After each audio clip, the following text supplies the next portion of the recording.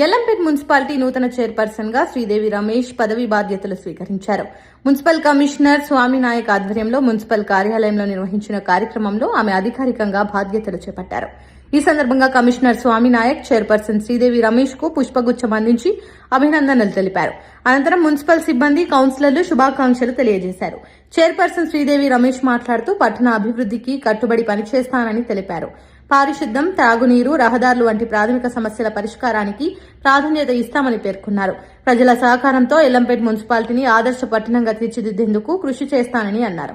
ఈ కార్యక్రమంలో BRS party Medchal నియోజకవర్గం ఇన్ఛార్జ్ మహేందర్ రెడ్డి, మాజీ గ్రంథాలయ చైర్మన్ భాస్కర్ యాదవ్, బీఆర్ఎస్ మండల అధ్యక్షుడు దయానంద్ యాదవ్, బీఆర్ఎస్ పార్టీ రాష్ట్ర నాయకులు మద్దుల శ్రీనివాస్ రెడ్డి, రాజమల్లారెడ్డి, వైస్ చైర్మన్ మేకల రజితా దేవేందర్ రెడ్డి, కౌన్సిలర్లు భూక్యా శారదా రాజు నాయక్, గుమ్మడిదల్ల మహేశ్వరి రాజేష్, బందెల కుమార్, మాలోత్ రజితా రాజేందర్, నీరుగంటి శ్రీలత రమేష్, గోష్క అఖిల, దుడ్డు కల్పన, మాణిక్యారావు, సద్ది సురేష్ రెడ్డి, దాది నరసింహ, ఓంప్రకాష్ గౌడ్, కత్తి వరలక్ష్మి సురేందర్, చిన్నోళ్ల భాస్కర్, సద్ది నిషితారెడ్డి, వచ్చపల్లి అర్చనా శ్రీనివాస్ తదితరులు పాల్గొన్నారు.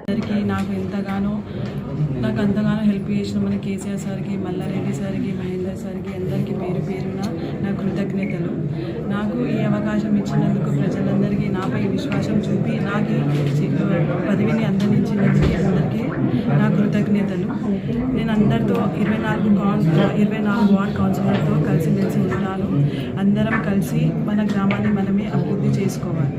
యల్లంపేట్ మున్సిపాలిటీ అధికారులకి, మిగతా కౌన్సిలర్లకి, చైర్మన్కి అందరికీ నా నమస్కారాలు.